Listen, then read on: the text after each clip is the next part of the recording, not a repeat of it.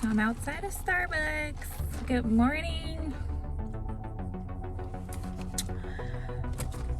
So I just dropped my daughter off at school. And first of all, welcome back to my channel. Whoop, whoop, whoop.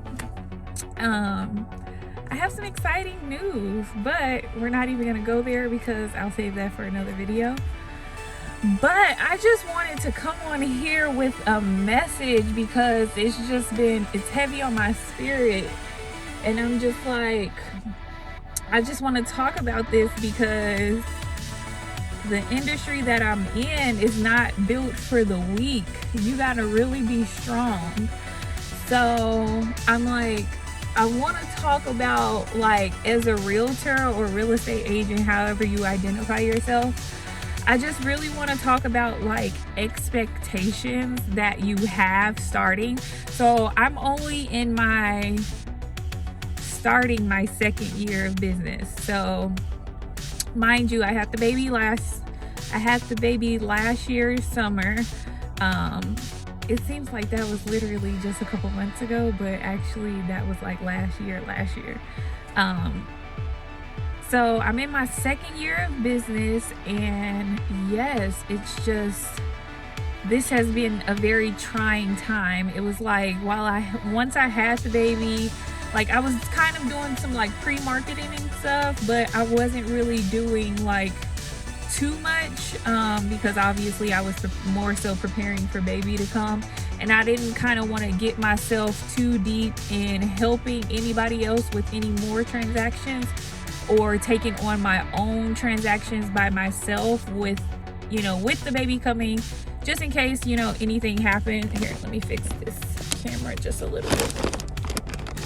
I'm so ghetto what I have holding my phone up, but I really needed to come talk to y'all. So but first, expectation versus reality. So I feel like the number one expectation a lot of realtors and agents have coming into this game, which is we totally get misconstrued, is that every transaction is going to go a certain way. And I mean, I know, like, you don't expect to necessarily have, like, it's always going to be a hiccup, but I think, like, you don't think that you're going to, like, be in the trenches and in the gutter, like, really trying to figure stuff out. Like, you really have to be about problem solving. This is like a mind game, and I feel like that's what we don't expect, but that's the reality of it. Like, it's really a mind game out here, like trying to close the deal, trying to get everybody on one accord. And I mean, I totally get it, because these are like people's lives. These are like life decisions, and these are milestones for some people. Some people are first time buyers, some people who are selling their houses, like, for certain reasons, like, when it comes to money. And I mean, this isn't like, $200, $300. These are like hundreds of thousands of dollars. So when it comes to money, people get very serious. Some people get entitled, and it's just like, you think a transaction, your first few transactions are, going to be smooth. I know some agents that have never had a bad transaction, and I mean, just God bless. But I feel like if you haven't had a problem and had to like dig yourself out of a situation or problem solve for a client, I mean, of course we're going to do the best negotiations we can, but problem solving things that are out of your control. So I can't get too much into the situation I'm in now, but it's just become so much more clear to me that every transaction doesn't go down the same. And especially, like, this is like pretty much like my first deal that I'm doing like completely by myself, like not too much assistance outside of my mentor. Like, I've done like a couple of other deals, but I was just like, well, now that I'm going through my first deal by myself, I feel like I was just the assistant in those deals. And yeah, I worked in escrow, so I knew it could get like nitty gritty, but I don't think I expected the intensity of it. And it's really mind blowing, but I'm excited that I'm going through the experience as well, because it just lets me know that this is what I need to be doing. This is like me walking in my purpose. And, you know, it's meant for me because, you know, hey, I'm still here. No matter how much I've doubted myself and like gone through so much emotion, like I'm still here, and I'm here to fight another day. So, you know, that's one expectation. And then another expectation, again, which I just touched on, is that this is my first deal by myself. You kind of, once the mentorship is over, it's just like, it's over. It's every man for themselves.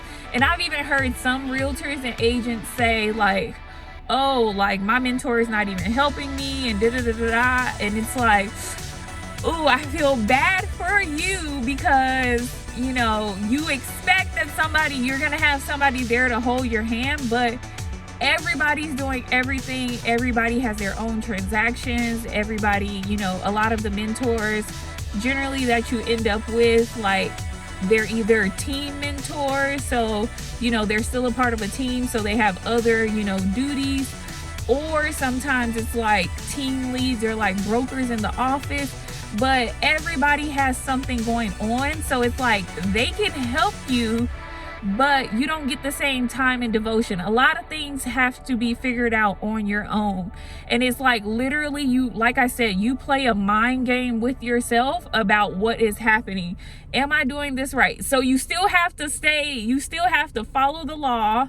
You still have to be ethical in all of this.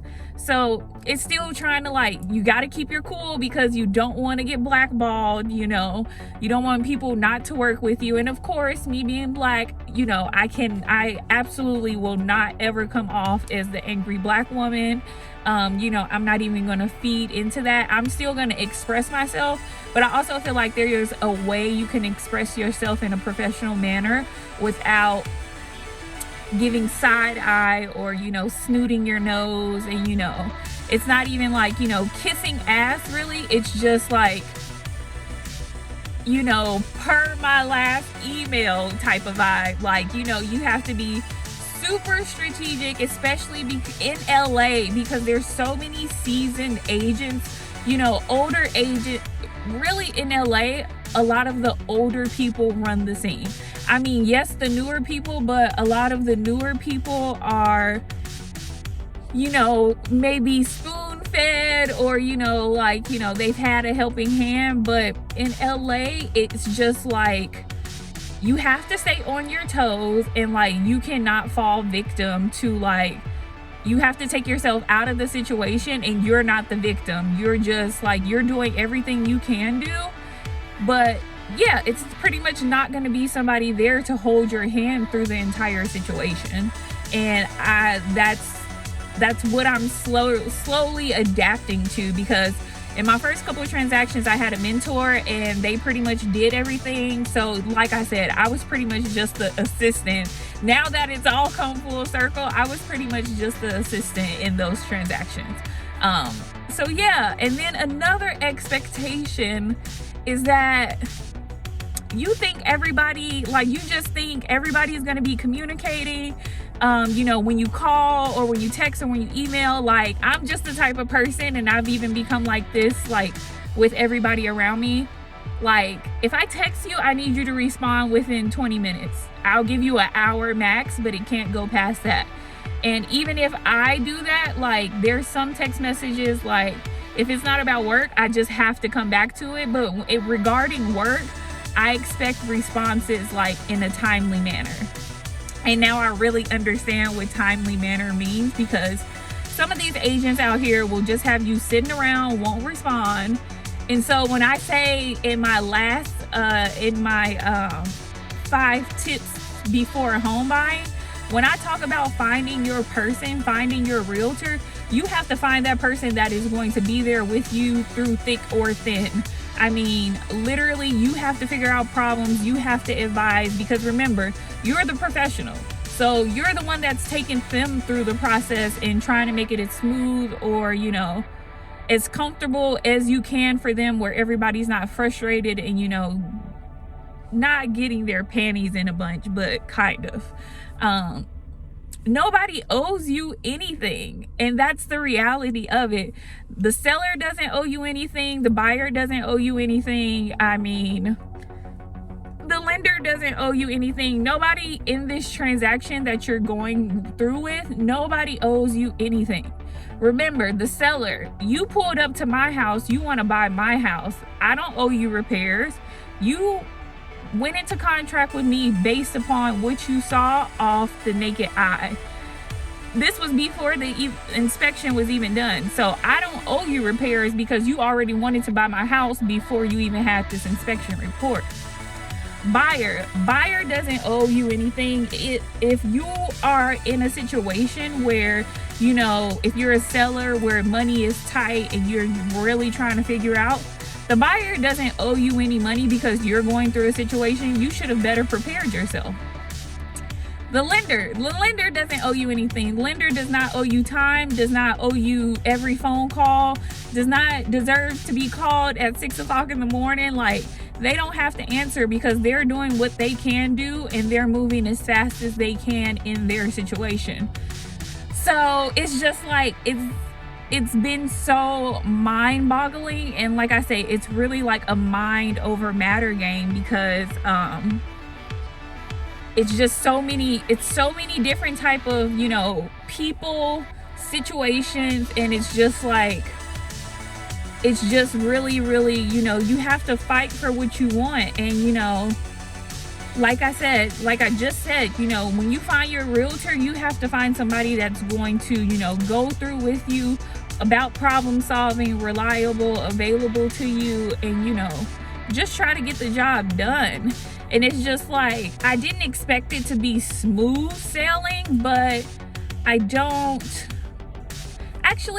know what to expect because I had one perspective from escrow, which I knew like, oh, like this gets real, like this is the nitty gritty. So I always knew that in the back of my head, but it's like until you're in the situation, you really never know. You know, this is pretty much my first like difficult transaction that I've really had to, you know, play chess, not checkers on this. So, you know, I just wanted to come on here and express that. And I want, like, if an agent comes across this video, like, before you get into the game, or you may be able to relate to this, but, you know, everything is not selling Sunset and, you know, selling Tampa or all this, like, $1 million listings. Like, you know, it's not that pretty on the other side. Like, you know, these are people's lives, like I said, like, you know, so there is a sense of entitlement, but also this is not a game to be played around with. Like,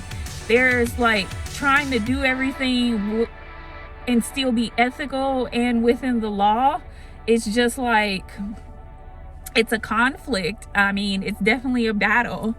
And, you know, I just wanted to come on here and express that because I feel like, you know, I talk to you guys about everything. So, you know, you see the good times, you get the information, but, you know, I also want to push out the reality of it. You know, it's a pretty intense game, and, you know, it's not for everybody. And I mean, I guess that's why a lot of people get their real estate license and then they never sell a house because, you know, it's, you know, things come up, or, you know, their heart really just isn't in it, or, you know, sometimes, hey, we're really on the mental health tip nowadays. So I can imagine that, you know, it takes a strong-minded person to like really go through these things. So yes, I'm sitting in the Starbucks parking lot. I just dropped my daughter off. I'm about to go home